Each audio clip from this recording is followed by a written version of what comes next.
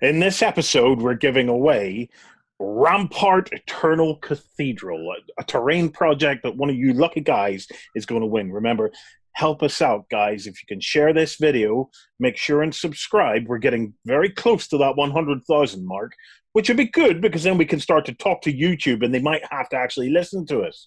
Also, remember to please hit that like button and, yeah, ding our dong. Right. Let's get stuck in. Weekend starts now.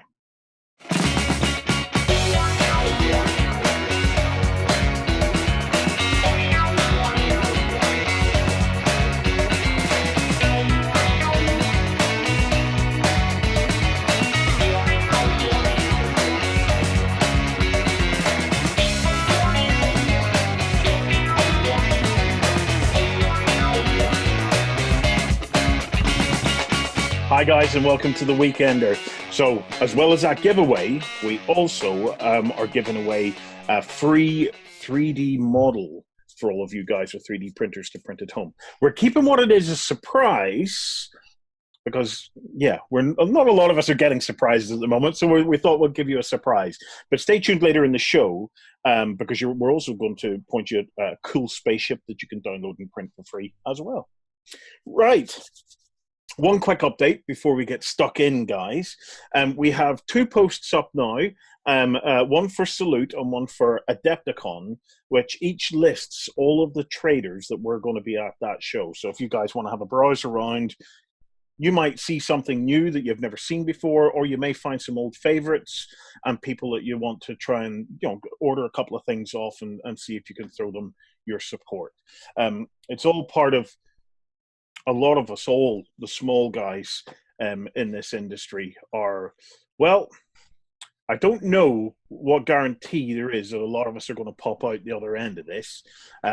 We just don't know how long it's going to last. The longer it goes on, the harder it becomes for all of us. So if you want to show those guys some support, those two posts are there. Go and have a flick through, click through to the websites.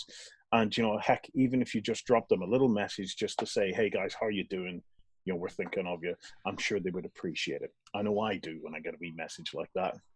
Right. Just a quick thing on that as well as there being some exhibitors and stuff that do traditional sort of wargaming-y stuff like miniatures and terrain and that kind of thing.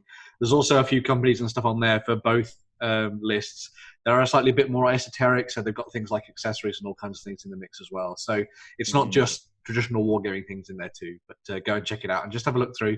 Like one of the things a lot of people have said is just going in, opening up like 10 links at a time and just browsing through web stores and stuff to see what's there and things. So yeah.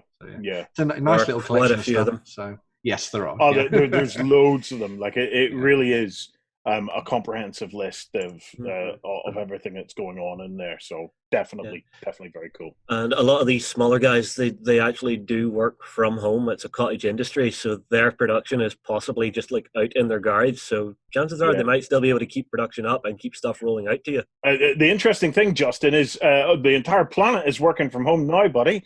Except for you. It's like, this is the good and bad thing about living so close to the office. I can always get in. The bad news is I can always get in. Yeah, well.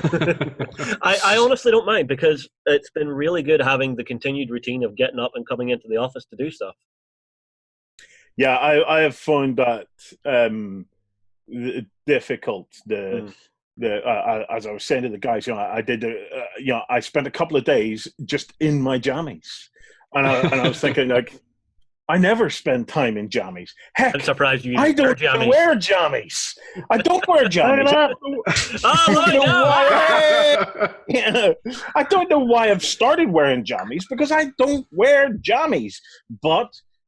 Just the whole thing at home, Andrea threw me a pair of jammies that I had, and I thought, okay, I'll put them on. I think I understand why now. She didn't want you just walking around in your underpants. Dude. It's important to get dressed because we don't want to get caught out on camera in our pants. I feel like that recently, haven't we? Let's just say, I'll not be standing up. No, Lloyd did. Right. Look, we've got to kick off the show with the most important thing of all. It is, of course, Indie of the Week. Who picked it this week, guys? Of course, Jerry. Okay, Jerry. So this is a really small little company doing really small little things. Crom's Anvil. So if anybody has seen Conan the Barbarian, they'll know who Crom is. And this game, the Burning Sands game, essentially allows you to recreate that style of film, or if you've read the novels, on the tabletop, but in 15mm. Oh, nice. Yeah. So there's an awful lot of stuff on that site. The game itself is very, very easy. It's sort of midway between like a skirmish game and an RPG. The idea behind it is you get your miniatures and then you play games, and games can be 10, 15 minutes long, because it might be something very simple like you've camped out for the night and a witch is attacked, like Conan did.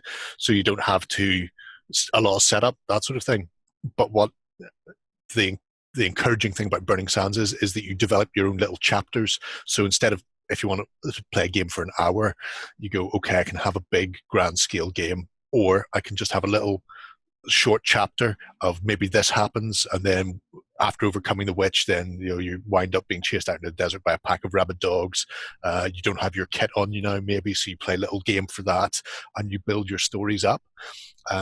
You can scale it up to 28mm if you want, but I really like the 15mm stuff he's done, because he has all of the buildings. So you've got tribal huts, you've got desert sort of biblical looking adobe buildings, and in 15mm scale, where everybody's based individually on a 3x3 table, or on a dining room table or coffee table, you can actually have these quite elaborate sets, essentially. So when Conan and friends are escaping from the tower with the jewel that they've just wrested from the high priestess's dead hand, you can actually have that whole escape down through the streets of a village while all of the mobs of cultists are coming after them, which you can't really do in 28mm because it would require so much footprint. I mean, even a 6x4 and 8x4 wouldn't really give you that same feel.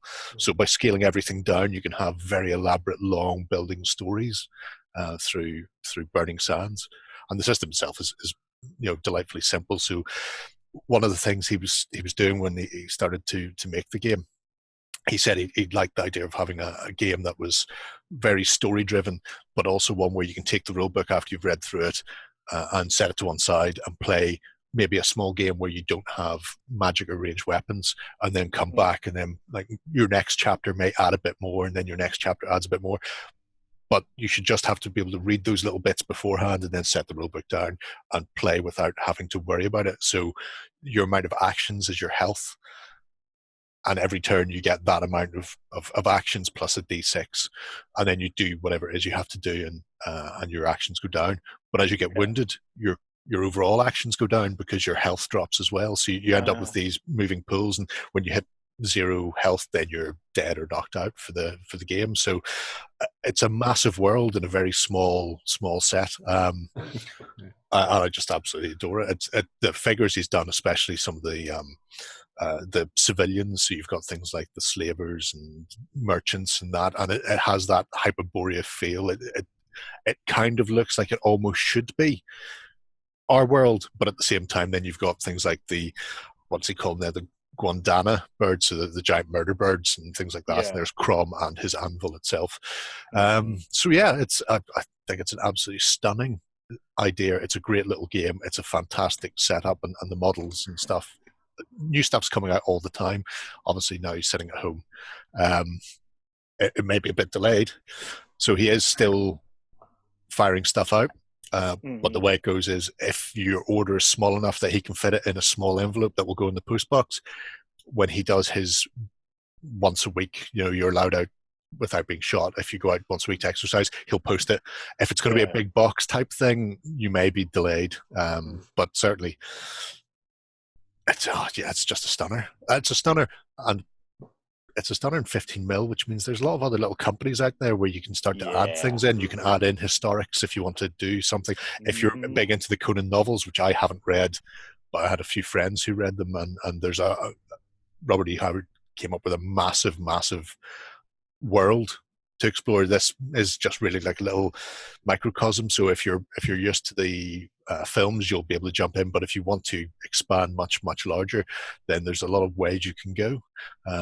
So yeah, it sounds like a really good way to do the Conan role playing game as well. Like if you took some of the stuff that he's done there and then use that to lay out the stuff that you'd be doing for the role playing game, I think that'd be a really good option. We've talked about doing role playing stuff in smaller scales before, so I think that's probably a good idea. Well, I've got to say, it's official. 15mm is my new favorite scale. Without doubt, 15mm is my absolute favorite scale, hands down. Okay, get him a white robe, get him the little bunch of flowers.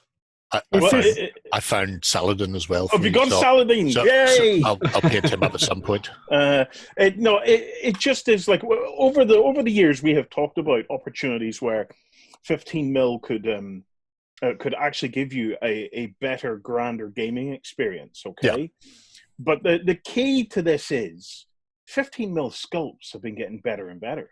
And some of the stuff that the guys, like, you look what Mythic did with Mythic Battles, Joan of Arc. Joan of Arc, yeah. Like the quality of those sculpts is as good as any 28mm sculpt I've ever seen. You know? Even more recently to Steam Watchers, beautiful work. So it's I am absolutely now completely sold on 15mm. I think RPGs would play better with 15mm because I think you get a far grander space that you could explore. I love war games at 15mm, primarily because every base becomes a little mini diorama. Yeah. And you just get that sense of, epicness. And you're not moving around any more bases than you would in a 28mm game. You know, and just with the quality of them getting better, I think the new standard in enjoyable RPGs and wargaming for me is going to be 15mm. It's got so bad that if I'm, you know, the way I used to love anyway, searching on eBay for old armies that I could take and rebase and bring back to life. I now never search eBay without the word 15mm tagged on to the end. I just don't do it. Searching for it's always 15mm. It's always 15mm. Always looks bigger. One of the strange things for me, when I first came across this, a friend introduced me to it last year, and it was the idea. Normally, when people go, "I'm going to play a skirmish game," they automatically think, "Well, you always play skirmishes in 28mm because you've got the lower model count, and therefore it makes more sense to play it in 15 or in 28." Whereas he went, "Yeah, but I want my skirmish games to be big, and not big in the miniature sense, but big in the scale." And it is that you can have a whole village of warriors, you can have, you know, half a dozen heroes or whatever you happen to want to do, and have this massive vista, but in a compact, presentable setting, you know. And if people have got a 6x4 table, fantastic. They can really go massive. I mean, you can have the whole city, and you can do it in little steps. Then you can have, you know, chapter 1 scaling the walls, and then maybe like a stealth mission where you're infiltrating past archers who are moving back and forward on the ramparts, and then you're going through and fight through the temple. And that can all be played out in one board without having to reset the terrain in between each game, which in a 28mm one, you'd be going, "Here's our first one, we play that, and then next week we'll come back and we'll do that." But no, boom, boom, boom, boom, boom. You can have it all set up and actually fight your way through. So it's just in terms, Jerry, of the flexibility of it. Yeah. You know, recently we've explored some 6mm stuff, and even had a look at some 2mm stuff. Okay, and I think a lot of the thing of what may have put people off in the past on 15mm is, let's be honest, the quality of the sculpts. It was very great. It was very hit a bit hit and miss, wasn't it? You know, they were all, a lot of them were all pretty blobby, and you know, they didn't, you know, they didn't have the same finesse and epicness that we were seeing in the 28mm stuff. But that's not the case anymore. You know, that is not the case anymore. And for me, 6mm too small. Okay, 28mm and up, kind of too big now. My Goldilocks is the 15mm. Yeah. My Goldilocks is the 15mm. And if anybody out there wants to swap my 28mm armies for a fully painted, fully based, for your painted. You don't have to base them because I like that bit. For your painted 15mm versions, I'm all over that. I'll get swap shop running every day of the week. What's Lloyd off grabbing? I was, because like I have been going down in the scale as well, but I've been going down towards 20mm to the. Are you going 172nd? Well, 172nd is interesting. For my birthday last year, and they just went straight on the pile of plastic. But you know, I'm hoping maybe I'll get the time to work on it. I think if you were doing something either World War II or moderns, 20mm or 172nd scale is an obvious one to do. The reason being, all those model kit guys, the Tamiyas and stuff like that. Is it Tamiya? Might be Tamiya. I can't remember. But anyway, all those scale model guys, Tamiya, and all that sort of stuff. They have so much at 172nd scale. Both, I believe it covers the aircraft, all the way armor, back to engines. That stuff as well. So I got a bunch of it. And sorry, Justin. The reason I got a bunch of it is because I was hoping to be able to use, that's the sort of men and stuff. Hold on. Yeah. I was hoping to be able to keep using our terrain, the trees and all that sort of stuff, and the grass mats. Obviously, the buildings would need a swap. Yeah. But that's a little Saladin. That's Saladin. Yeah. Uh-huh. You might need to spread his legs a wee bit more to fit over my camel. Yeah. Well, we'll see. He has a. Can I just ask, Jerry, how the hell did you do that?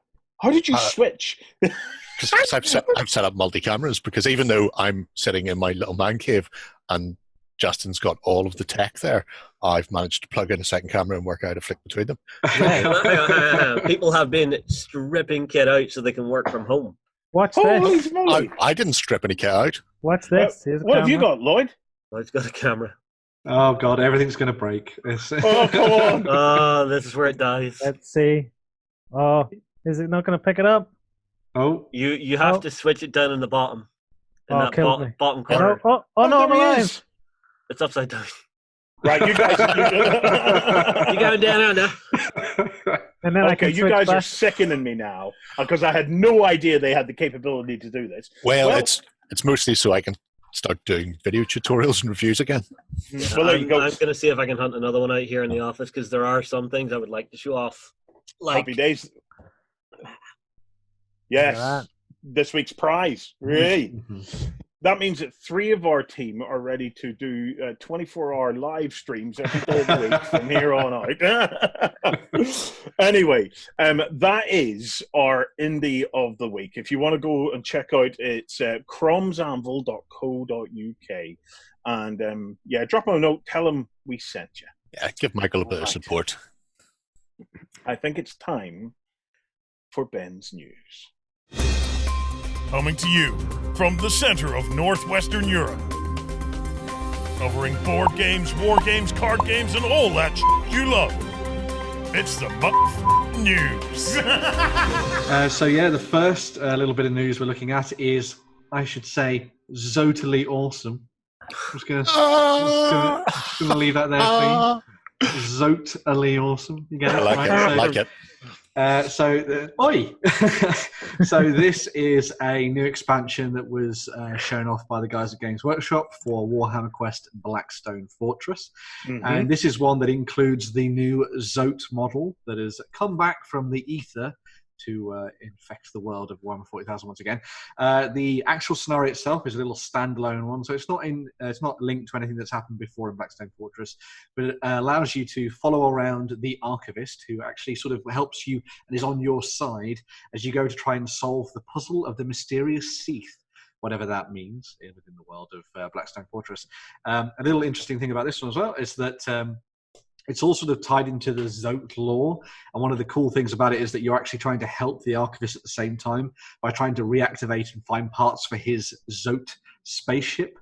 So if you wanted to delve deeper into the weird, grimdark lore of Warhammer 40,000, this is a pretty interesting expansion to go and pick up. Hopefully, what do we know about it should be coming quite soon, but... it should have been coming quite soon. It's probably should have been coming quite soon. Yeah. I can't. What do we know about Zote? So I know that they've been in Warhammer Fantasy at some point, and they were a weird sort of alien race type. I think I remember, like Albion and that kind of thing. But in I think they were in the Horse 40K, Heresy. they were in 40K. They were part of the Tyrannid list before they removed them. they never really fitted in there. Yeah.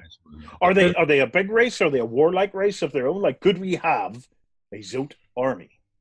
Oh yeah, you can go nuts if you want. They never made more than, I think, 3 models. So they got to be 1 quite sci-fi highly and 2 pointed. fantasy. Yeah.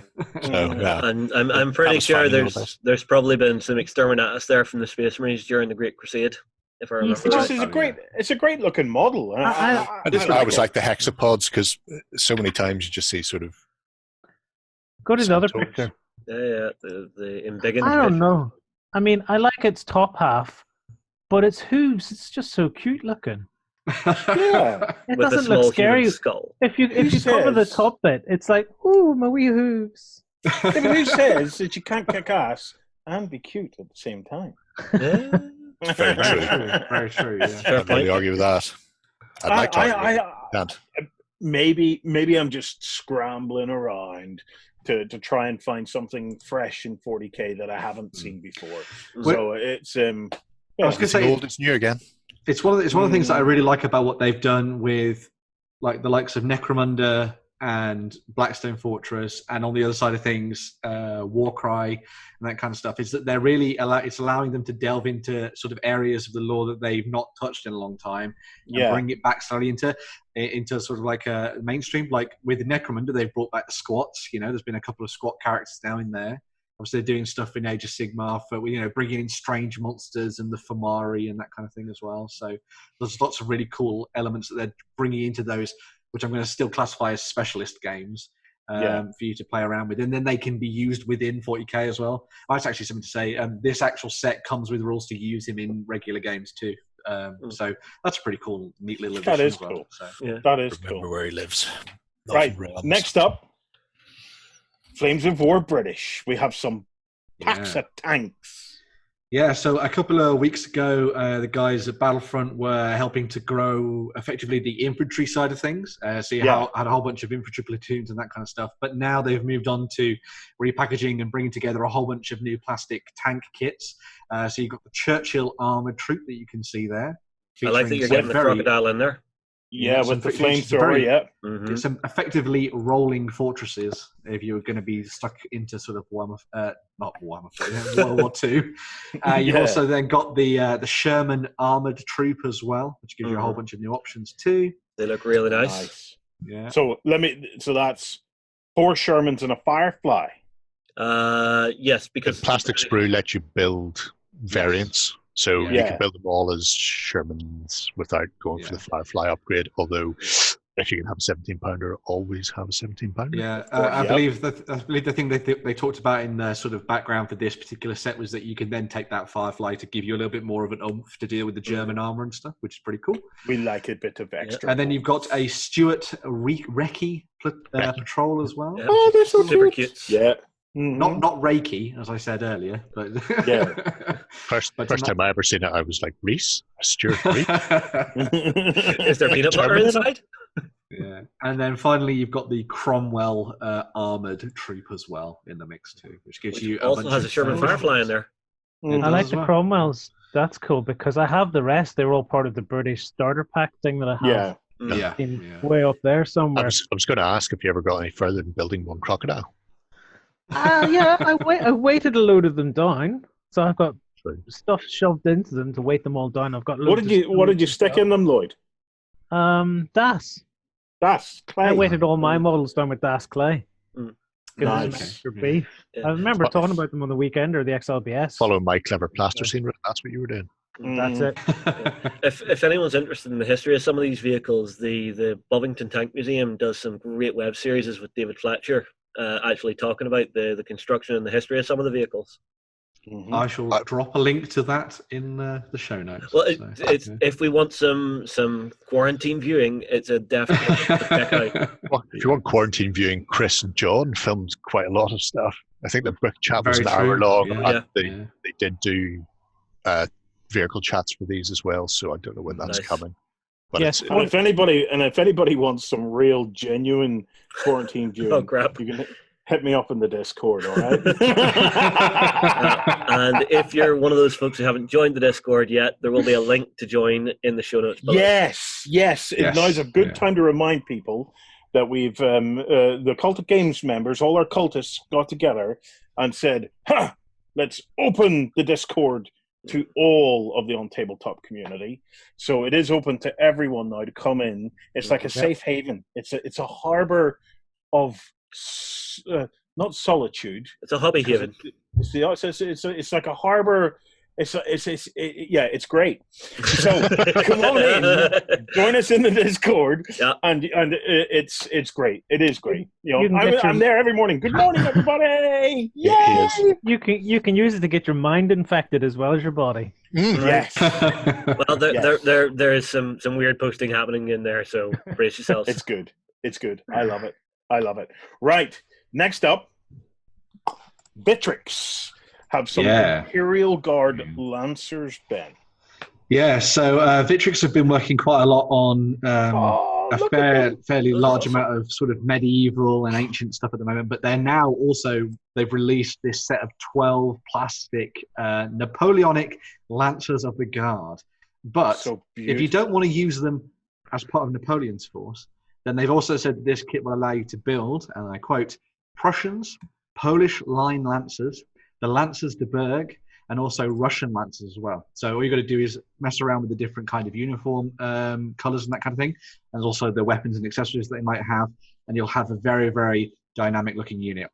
I really, really like this set, mainly because it actually gives you cavalry in the midst of a charge. Like there's so many plastic kits out there that give you cavalry cantering or maneuvering into position. This one is a set of riders who are on the charge, right, heading right for combat and that kind of thing. So there's only one problem with them, Jerry.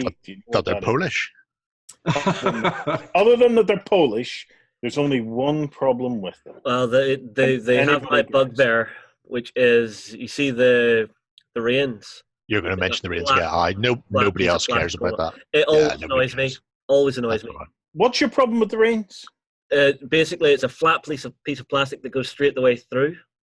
He wants very thin rein-like reins that will break off. Yeah, it's not that. Always annoys me. It's not that. I'll give you one more chance because everybody in the community knows what the problem is. Back to the big picture. Except they're plastic and they're too big. Up or down? The big group photos we see. This one? Is it because they've not got explosive tipped lances and las guns or something? Is that no, they've all got the same face. Is it because they all got moustaches? Nope. I think they are perfect in every single way, except they're not 15mm. Warren's new hobby horse. If they were 15mm, I would be breaking my curfew here to try and get there. I really would. I'd be sneaking past the police and all to do that. I might even take a plane, but there is no plane. So this is the perfect time ever for me to have lived. A point when there is no planes. Basically, like, what are you doing out of your house? I'm out to get a group of men.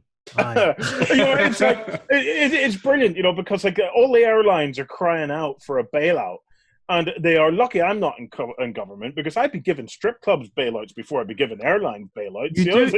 There's still anybody who charges me for extra legroom and extra bag space doesn't deserve a bailout. There's still thousands and thousands of air flights happening. It's interesting, the whole airplane thing. Yeah, because but they're all moving stuff around though. Yeah, if they ground their fleet, all their pilots will have to go through all these extra tests and stuff to get up and running. So there's going to come a point where they're literally taking off the runway, doing a loop, and coming back. So they're all, so the airplane is certified as still ready to fly, and the crew is still certified as ready to fly. Wow. That's crazy. Anyway, Vitrix, can I just say they are some of the most beautiful cavalry sculpts I have ever seen. They are very cool. Particularly like the Tashes.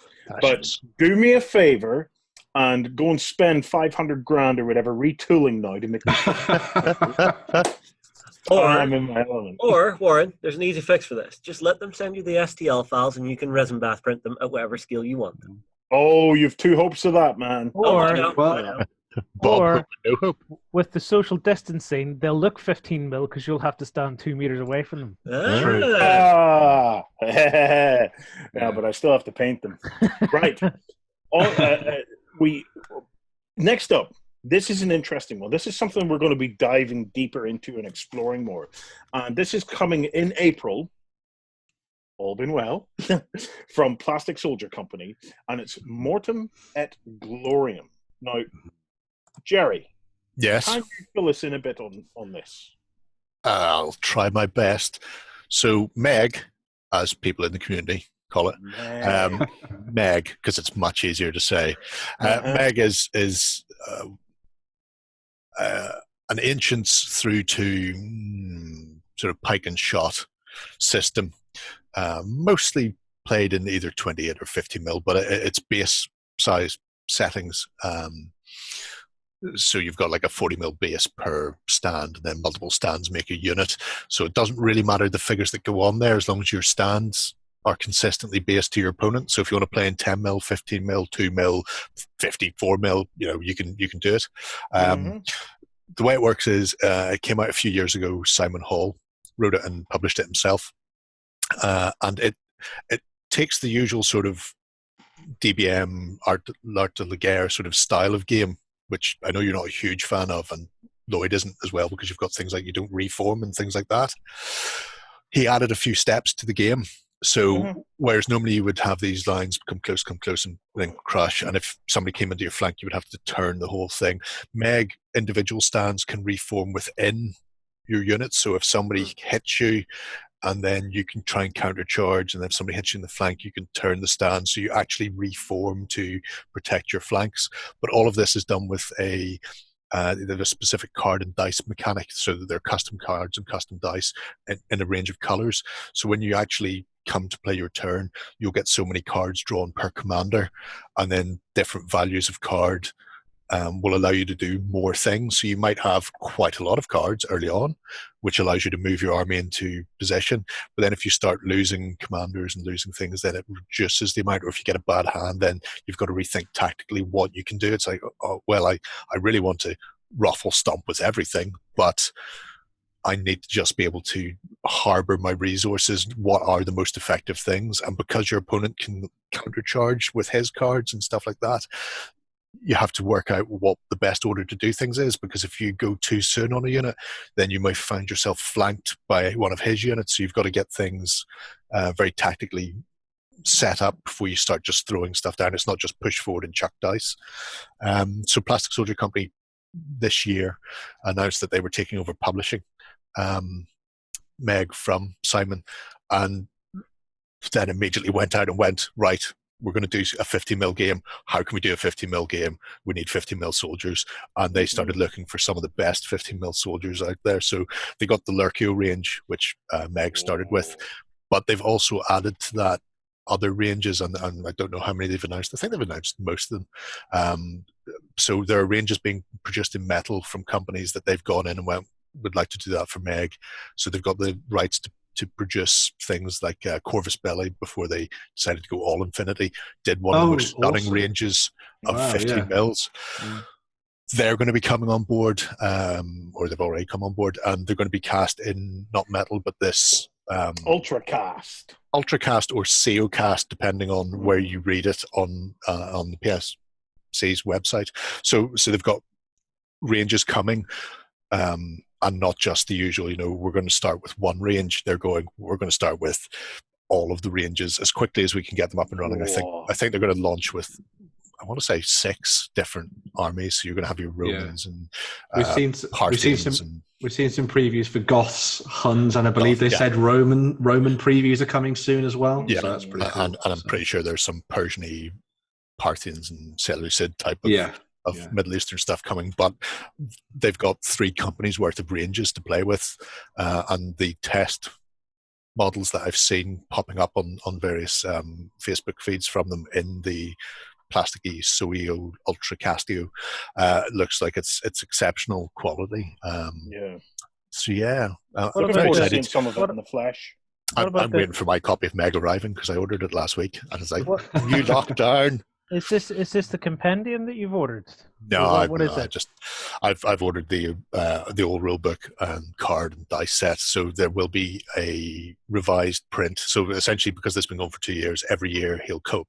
Simon went back and would rebalance stuff and tweak stuff and go, well, that doesn't quite work, and this is too powerful, so we're doing this. So the compendium, when it launches as part of Plastic Soldier Company's Meg, will be a reprinted compendium where they've brought all of those changes and tweaks into one published book, so you're not having to sit with a marker and go through.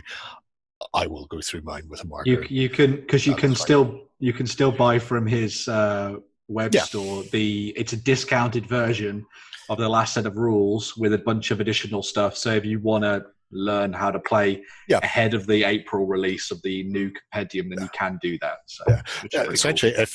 if because you need the cards and the dice anyway, essentially you're kind of getting the rule book for free if you buy it from him now. And so if the rule book is massively different when the compendium comes out, and I don't think it is, and like I say, it's just got the fixes, you can pick up the second copy of the rules. Then it means you can throw your original copy at a friend. Yeah. Is this a softback thing or hardback thing, or what? What are we the Meg I've seen was hardback. The rules I've seen online.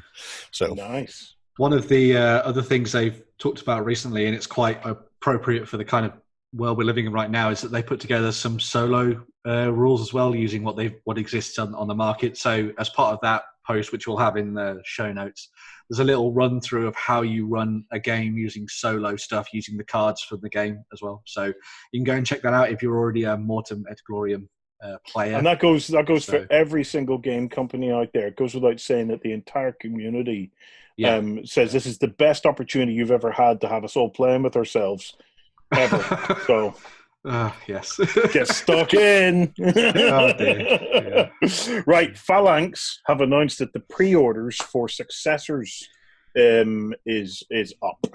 Yeah, so this is a board game that was on Kickstarter last year, and pre-orders are now available for the board game for everybody to pick it up now.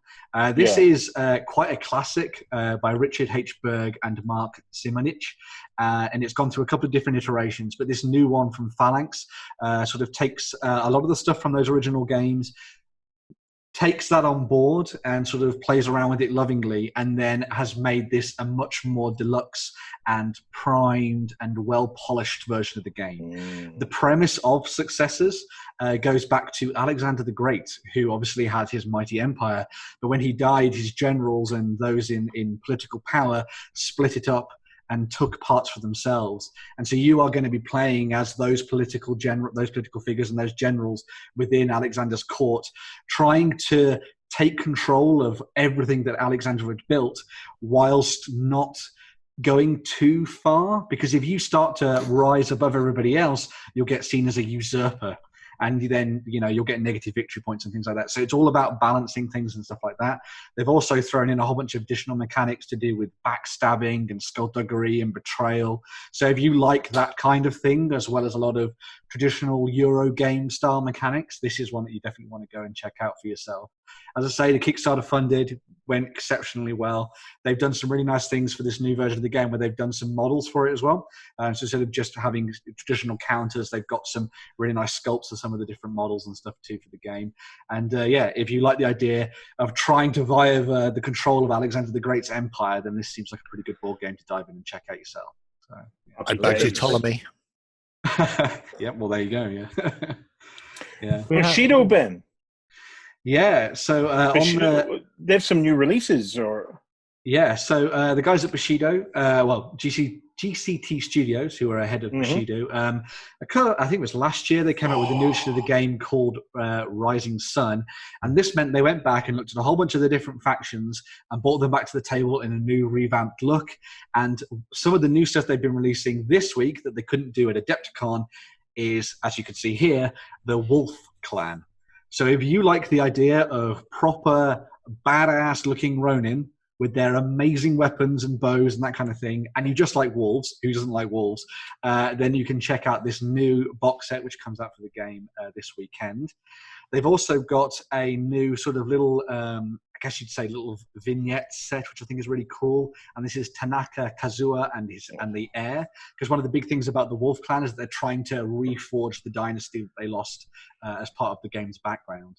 So you've got a really nice, characterful little set there. And what's really nice from the guys at GCT is that they're a little bit of a, I guess you'd say, underground style company, but they do this absolutely amazing and narratively driven 35mm game.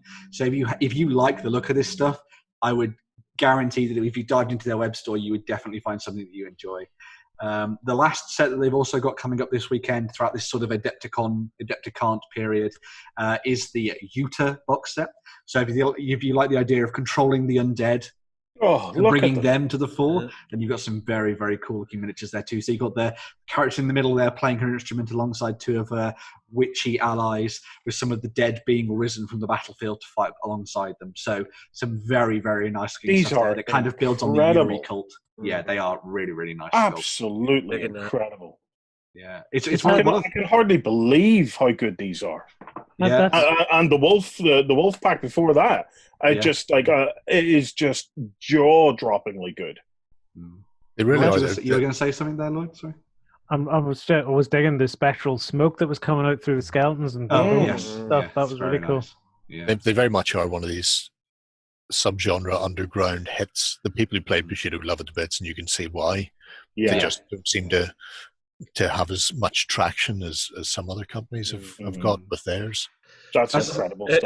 Every time we see them, they're coming out with new stuff, new cool stuff. Yeah, but that's good. Quality of those. That's another level.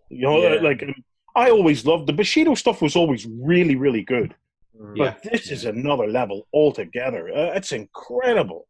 Well, it's quite interesting. Over the last year or so, they've moved away from, I guess, what you consider traditional hand sculpting methods, and they've gone to this 3D based modeling thing. And I still think the models look fantastic. They even look. A lot of the time when you see renders, you're like, "Well, it's never going to look like that in the flesh." But actually, the stuff from Bushido, from GCT for Bushido, when you actually see it, a lot of it's basically exactly as you see it there, really. And it paints up very, very nicely. It's in 35mm, so it's a bit bigger as well, which is pretty cool. We've got to get a game of this in. We have got to get a game of this Agreed. in. Yeah. Right. Nice. Arc World are giving away a print and play set for free. So this is a new print and play version of the Arc World starter set. Mm-hmm. And I believe it has the wild elves and the halflings in it then. Yeah, so last year on Kickstarter, Warplock Games went to Kickstarter to try and get their new starter set and the new edition of Arc World to the tabletop. And so Alex Huntley, who's the guy behind this, has decided that because we're all trapped indoors, we can have a little crafty project to do. And so he painstakingly went through and took all of his artwork and turned it into files that you can use to print and play for yourself and play the game. So you can play it in 2-player with just someone taking control of the wild elves and the halflings of Hobbleshire, as they're known, with the forest troll in the background, or you can play it 3-player and have someone take control of the forest troll as well. The mechanics for this game are really, really good, and they're all included in there with a free rulebook and everything, which is very nice. You've also got the terrain and the accessories and all the other bits and pieces you need. It's got a really nice sort of almost cooperative storytelling element to the gameplay for Arc World, where one of the big focuses of it is that if you want to do a special move, then you spend a certain sort of like a resource to do it, but you agree with your opponent whether or not it's cool or not. So you say, my forest troll is going to pick up this tree and squish your guy with it. And you say, cool, so I guess that would be about a 5-power move. You go, yeah, let's do that. And it's all about trying to tell that story together on the tabletop, which I think is really, really fun. And it makes for some really interesting games that have lots of water cooler moments as well. So it's very good. Awesome. Cool. RPGs. Free Legion has a sale. They do, yes. Is this all of their core books, Ben?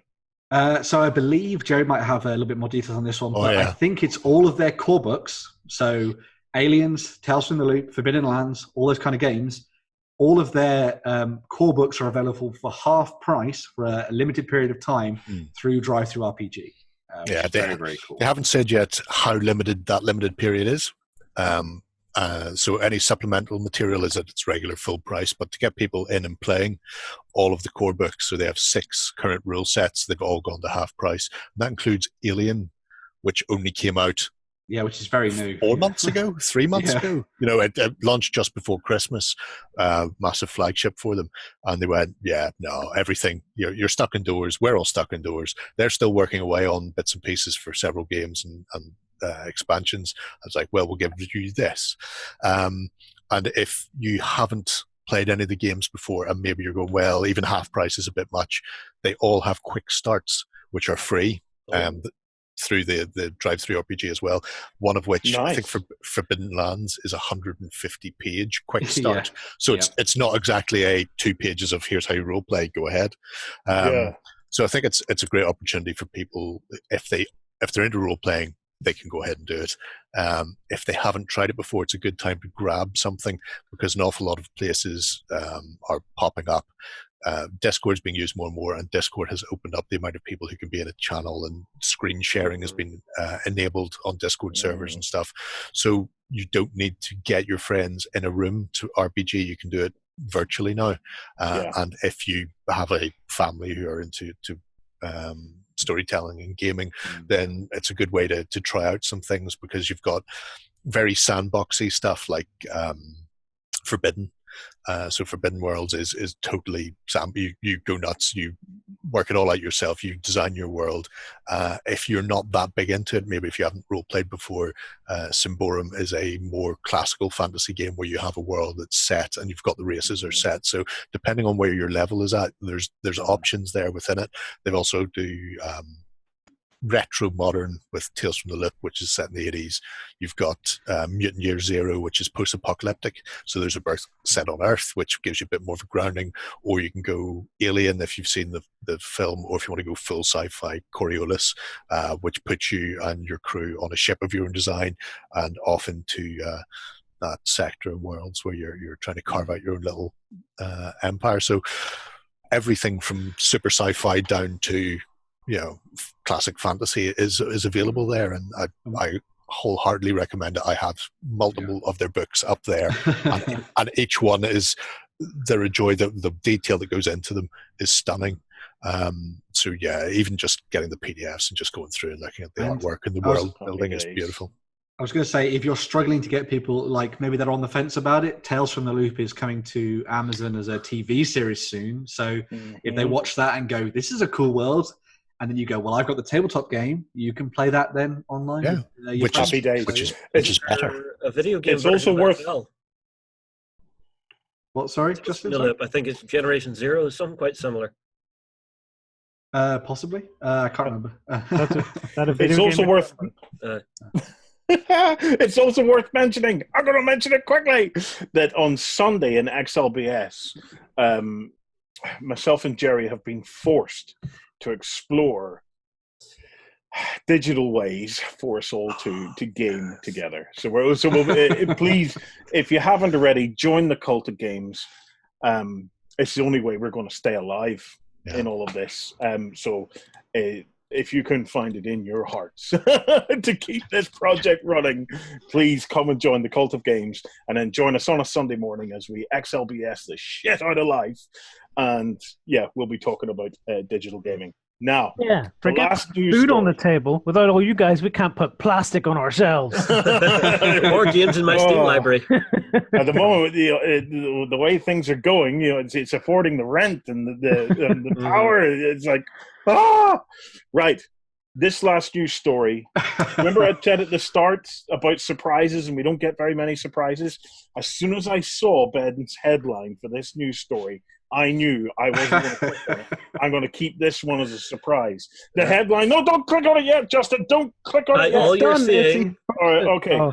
It is right. Headline. It reads here on this running order is dinosaur riding Theodore Roosevelt. Now, it's very important.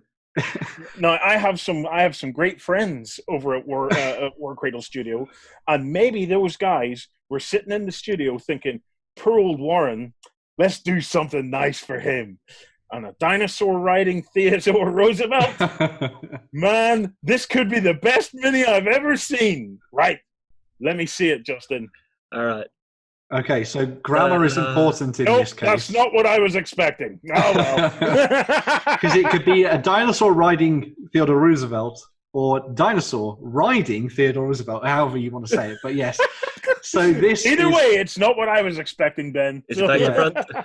So this is a 2020 event exclusive miniature from the guys at War Cradle, and it will be useful in both Wild West Exodus and their upcoming Lost World Exodus as well, which brings in a lot more stuff from Dystopian Wars, if you remember that game. And so this is going to be available online throughout the entire of the convention season up until Gen Con, if, fingers crossed, it happens. If it doesn't, then it'll continue to be available online for a lot of people. And effectively, it's a really nice-looking little miniature for you to throw into your games if you like Wild West Exodus and something a bit weird. So yeah, it's got a cool dinosaur. It's got Theodore Roosevelt. So, you know, have at it, paint it, enjoy it, and have fun. Yeah. Right.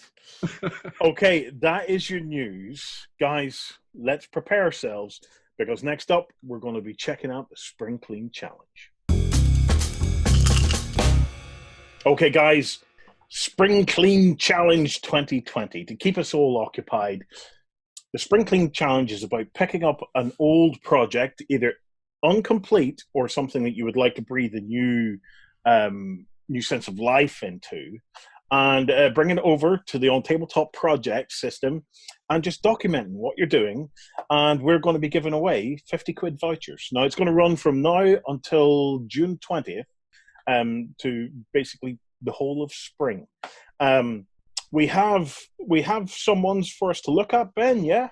Yeah, so I picked out 4 projects that had come up in the first week or so of us doing this Spring Clean Challenge. So we'll have a dive in and have a look and see what people are doing. The first is a really awesome one from one, and I will find the name in a second.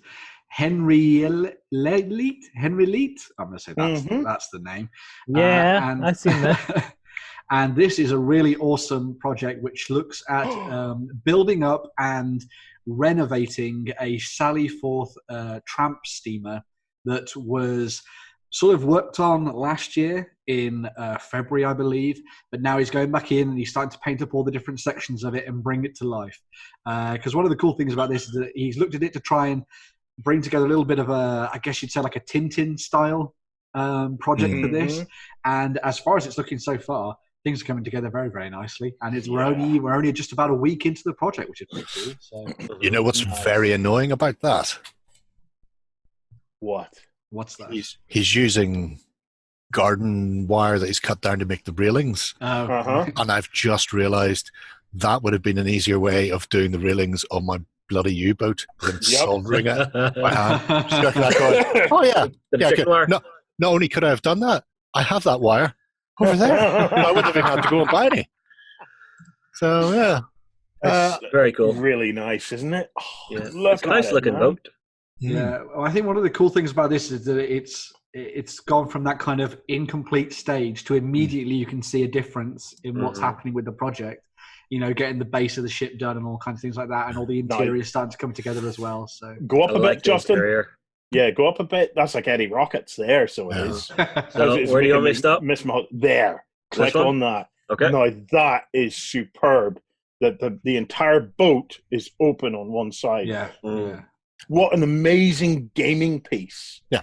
That would be. Great for 7TV if he's going to do 1920s pulp or whatever running through the tramp steamer. Or, you know, it could be chugging along, being attacked by smelly pirates and Spectre. Yeah. Or some attack.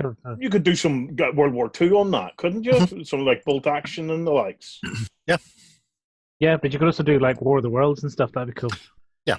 Oh, yeah, you could throw aliens into the mix as well. That'd be cool. Mars Attacks. Yes, Mars Attacks. Yeah. Actually, there's a Spring Clean project that Justin could undertake. I've already chosen mine. I haven't started it yet, but I've already chosen mine. I wonder if Martians that we have. I wonder if we got John to do it, to take our Mars Attacks army. Attack action. Yeah, and see Mars Attacks army up to speed. This project is brilliant. Yeah. Absolutely brilliant. I love this. Yeah, it's so cool. It fulfills all the things that we talked about when it comes to getting that initial couple of posts in, showing off what it looks like, at the time, and then slowly developing things, because that's one of the key things that I like seeing in these spring cleaning hobby challenges. You don't have to do it, obviously, but it's always nice to see what it looks like before. Yes. And then the stages that go through to what it looks like after, because that's a real sort of nice thing to dive into. Who's next? You've got me salivating now. So next up, we've got one for Artist, who's been working a little bit of terrain. And so he picked up a bunch of these sort of trees and things from a company a while back. And so now he's been taking those, and he didn't do anything with them, and he's starting to develop them into these little tiny terrain pieces to go onto a tabletop to use in, I guess you'd say, fantasy games, a little bit historical maybe as well, but primarily fantasy, I think. So we've seen Kings of War. So. Yeah. Oh, and Kings of War, that's the thing. Yeah, sorry. Yeah. So we're seeing some really nice bits and pieces here where you see how they look to begin with, as well as looking at some of the stuff with the resin pieces, and then going through to the final stuff that he's been working on at the moment as well, doing a little bit of flocking and all sorts as well. So. Very nice. What a treat. This reminds me of the type of tree that you custom made one time, Lloyd. Well, I think it's It's a similar combination of branches inside tape and stuff, isn't it? Mm-hmm. Yes. Whereas what I was using was metal wire, and I was using the whole super glue and baking soda trick. Yeah. And then for other ones like palm trees and things, I did like a wire and then wrapped it with masking tape. Masking tape. Yes. You have it sitting there. I have some. No, I've got some. Masking tape takes paint pretty well, you see. Paint on it, and off you go. It's one of the things I think is a good avenue for people to go down if it comes to thinking of what you want to do for the Spring Clean Challenge, because one of the things I think a lot of people have is they have things that they've tried to make into terrain and then either given up on it or done something else or bought some plastic or MDF. But if you went in and looked at all that kind of stuff that you might now consider to be like junk, I guess, take that and turn it into something. And that's a really good way of cleaning up not only your hobby area, but also making a nice presentable battlefield at the end of it as well. Yeah. So, even with the likes of the MDF and laser cut stuff, a lot of it comes where the likes of the foreground stuff, you can play with it as is. But people who've been sitting there playing with whatever happens to be just straight out of the box, you could go back in and turn it up now. Yeah, like we've done similar things where we've made things a little bit more wintry and all kinds of things like that for some of our tables. So doing something like that to make it fit your games would probably be a good idea. Because as Big Ben always says, their stuff isn't pre-painted; it's pre-primed.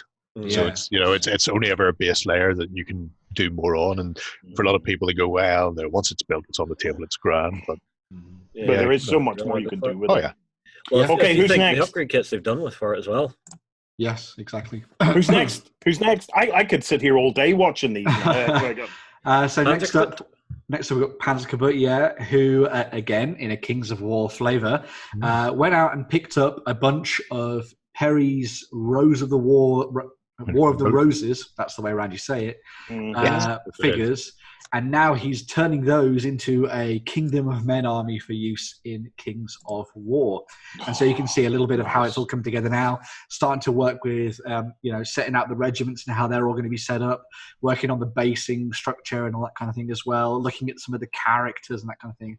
And for one, it means you get to play around with Perry's plastics, which are very, very nice anyway. And they all seem to be coming together into a really nice looking force here that would be very much kind of like Empire-style force if you were looking to do something a bit more Warhammer, but works obviously very, very well in the very broad world of Kings of War that Mantic have put together as well. So very, very nice stuff there. That's a wonderful project. I'm going to be watching that like a hawk. You definitely should, because we're just hitting this point. So the planning stage, he went in and he found a pennant from a specific War of the Rose piece of heraldry and then changed them. So each one of these he's done himself, and he's created his own little story. So each unit belongs to a specific hero of his, not War of the Roses League of Rotary Army. So each unit will then have the livery of their lord and bannerman. So they're going to have this overall thing. I've seen he's already hammered out a unit last night. Filthy. It's really annoying.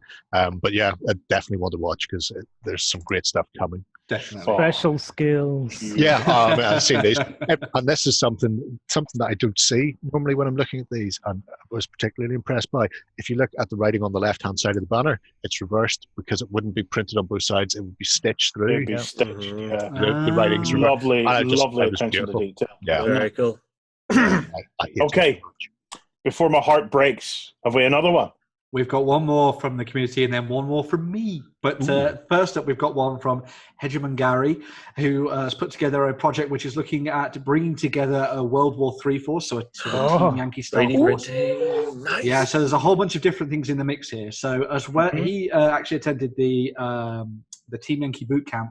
Came away with the US Army force, but didn't really do much after the boot camp. But now he's decided to dive back in and upgrade and update this project and do a whole bunch of interesting stuff. So as well as traditional painting of like tanks and vehicles, he's also doing, as you can see here, a little bit of 3D printing on some very excellent looking jets as well. So you can't have the Cold War without jets in the mix. So yeah, some very, very nice stuff there from Hegemon Gary. Look at. Yeah.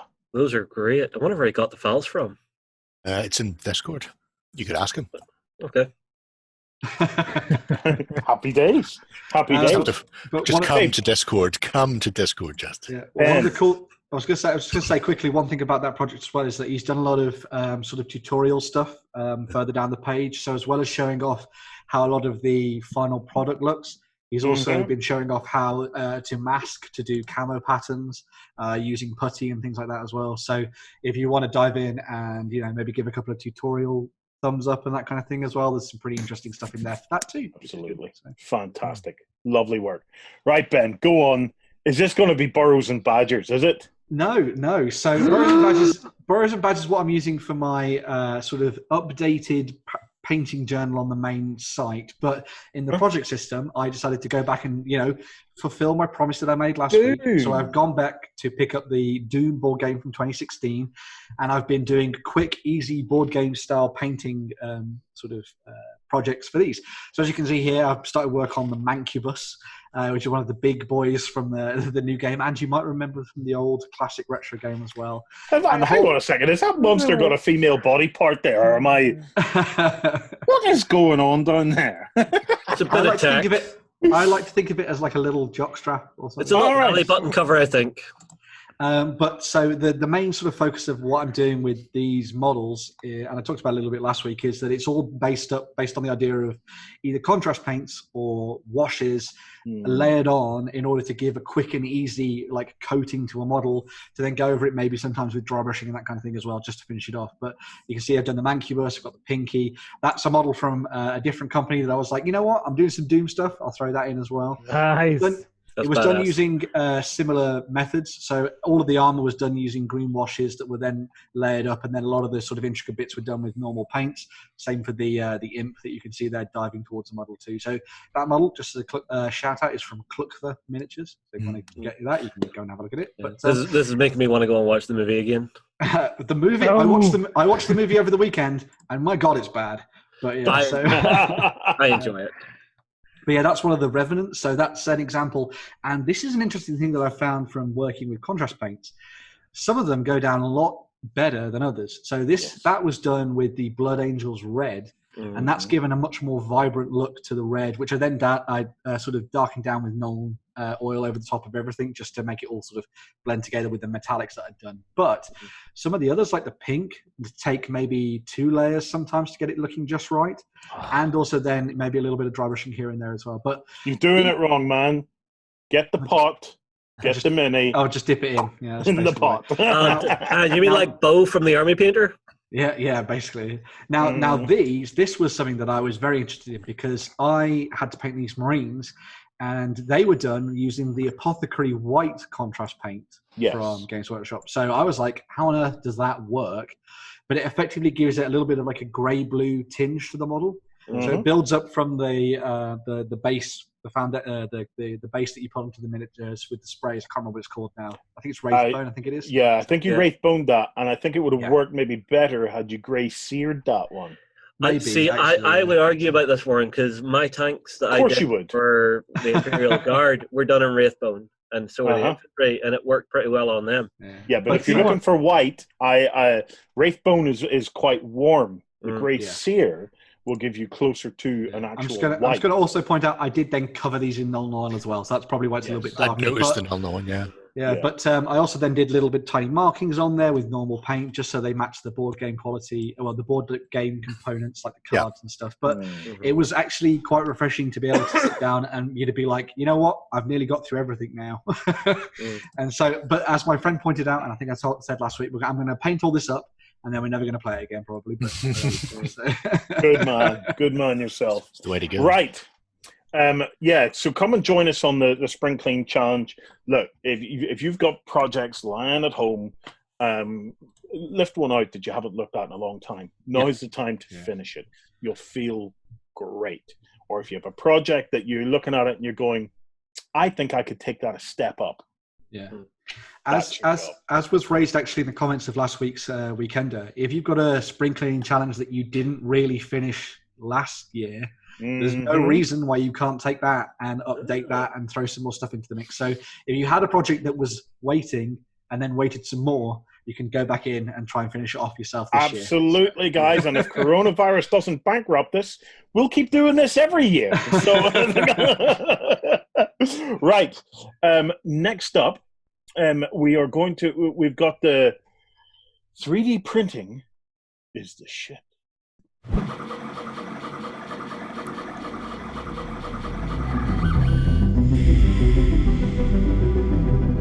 Oh boy, do we have goodies for you this weekend. Right, the guys over at Dragon's Rest reached out, and they are giving away a model kit to help any of you guys with a 3D printer to, I don't know, deal with your boredom and do something cool. And they're giving away a spaceship, okay? It's called the Dragon's Crest Spaceship. Have a look at that. Oh my God. It is, I think immediately, right, Battle Systems are coming out with a new expansion for Core Space soon. Yes. And immediately when I saw that, I was like, that would be a perfect ship for that. But yeah. That would also work for your Doom board game, though. It would as well. It could be a landing ship for the Marines, yeah. Look, that's going to work for Star Wars Legion. Oh, yeah. It would work for Infinity. It would work perfectly for 40K. Man, there's no limits to what that would do in the sci-fi world. The only limit is your imagination. It's so good. If you go to dragons.rest, you'll be able to download that for free. And these are the components and stuff that you will be printing out. It's got interiors. I see a little cot. Look at that. Well, there's actually a little one there with something in there, or someone. Yep. Oh, I see. So, definitely, give your Mandos a home. Every Mando needs a home. Head over to Dragon's Rest. Now, the guys at Dragon's Rest said, look, let's do something cool for the community as well as giving away an amazing spaceship. So what they did was they gave us a surprise 3D package, okay? Now, I could sit here and tell you how awesome it is and what it is and how versatile it all is, and I will. So, it is awesome, and it is versatile. You're going to be able to use what's in this package in pretty much any of your games, okay? It is a brilliant download to have, okay? 3D printed D6 and measuring sticks. Weighted D6s, pre-ovened. Warren, you all you have to do is just leave a hollow inside on the side you want to face up. Done. That's cheating. That's cheating. You didn't put any effort into those dice. You've got to bake those dice, man. But anyway, look, we're keeping it as a surprise, just to do something just a little bit different for you guys, just to give you that little moment where you can get some endorphins in a fashion that you can do it in front of other people. So it's there. It's a surprise. The link is in the show notes. Go and download it. And if you haven't already, we have 3 other models there that you could download for free. We have the most awesome female paladin on horseback. We have incredible Grom the Barbarian. Gorm the Barbarian. And we have the super Necrosis Tower, pillar tower thing for you Necroni dudes. Pillar tower thing. Well described, Warren. Well described. We have a lot of cool stuff up there because 3D printing is totally the shit. Right. Next up, time for some Kickstarters. Ben, what have we got this week? So the first Kickstarter that we're going to be diving into is from Horrible Guild, who used to be called Horrible Games, and this is Vampire the Masquerade Vendetta. And this is a 3 to 6 player asymmetrical competitive card game by Charlie Cleveland and Bruno Feduti. A lot of people might know Bruno Feduti quite well. He was the man behind Citadels and things like that. Ah, Feduti, of course. Hi, I know well.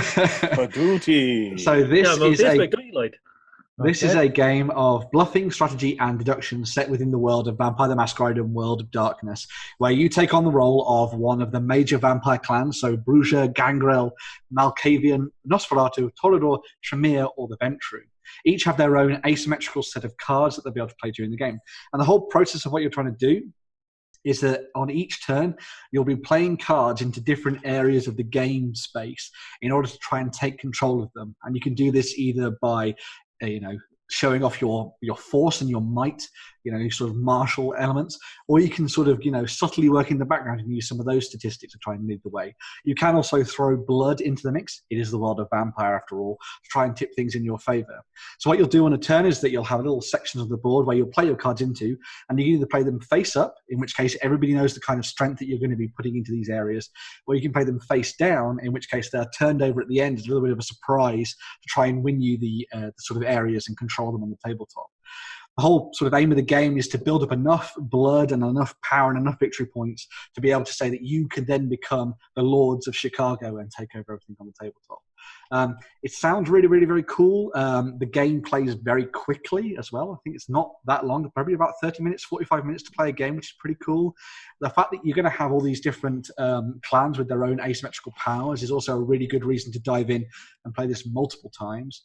On top of that, one of the cool things it has in the game that I really, really like is that you start off with a hand of 2 cards.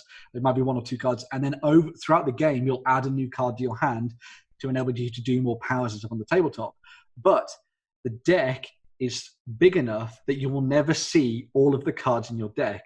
So every time, even if you're playing as Bruja, regardless, every time, you may see different cards each time you play the game.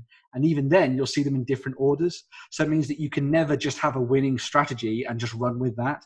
So when you sit down to play a game, you'll be like, boom, I've got to try and work out exactly how I'm going to do it this time with the kind of resources that I have at hand. There's a print and play version of the game. If you want to go and check that out and print it off and give it a go yourself. The rulebook is also there for download. A big thumbs up when it comes to anything on Kickstarter. Yeah, and they've done a whole bunch of stretch goals as well. It's on Tabletop Simulator and Tabletopia. Yeah, it is also there too. So if you want to play it digitally with your friends right now, you can do that as well. Yeah, we'll be talking about this tomorrow, Sunday. Well, just a quick note for everybody. So Tabletop Simulator, you need to download via Steam. Tabletopia is actually a web browser-based version of the same kind of an idea. Okay. Okay. Awesome. Not the same software. Next up, not the same software. Next up, we have the future of the industry. 3D printing. And do you know what? This is we have been talking about how 3D printing could potentially become the future of our industry for the last number of years. And I don't think in any single conversation that we ever had did we mention that it would be a global pandemic that would be the thing that would make 3D printing become the must-have thing in the hobby. Right, so 9 Worlds by Ill-Gotten Games, Vikings dudes, just loads of awesome 3D printable Viking stuff. Yeah, so the core set for this Kickstarter revolves around an encampment-style settlement, so a bunch of scatter terrain. You also get a Snekja longship as well. So longships are always very cool, always great in sort of like raiding scenarios on the tabletop. You get one of those. And there's also a warband of Viking warriors that you can use to play the game with as well.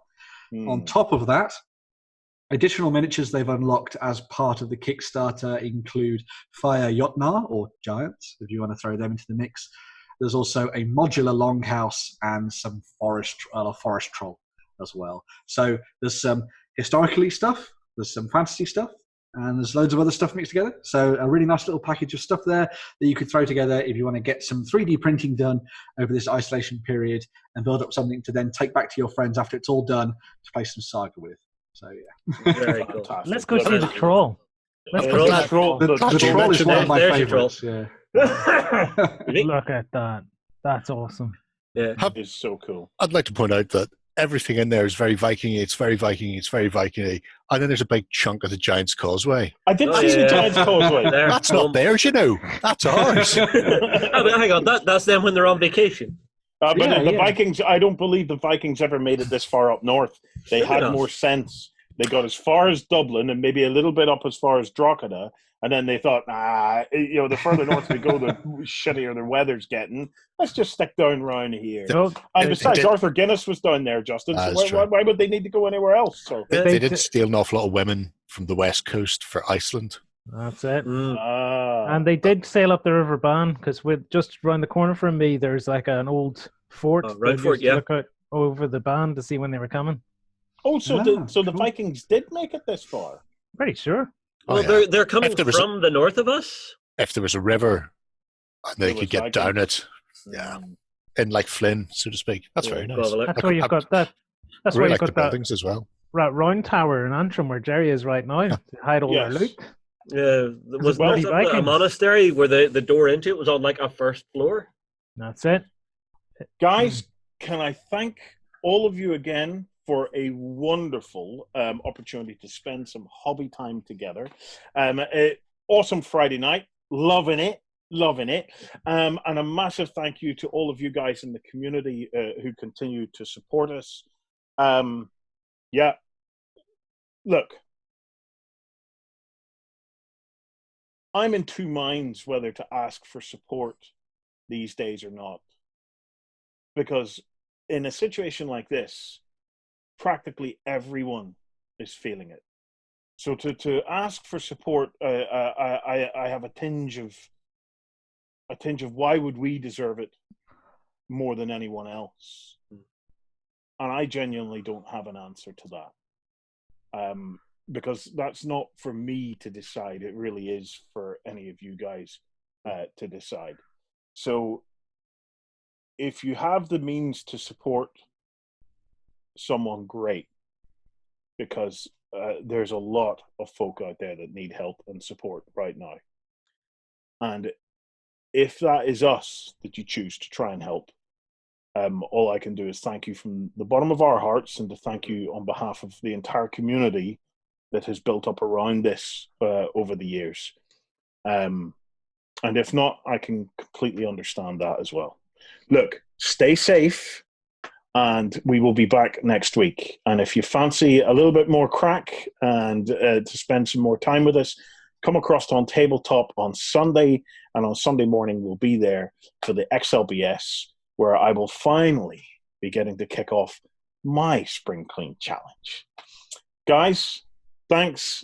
Thanks for watching. We'll see you soon.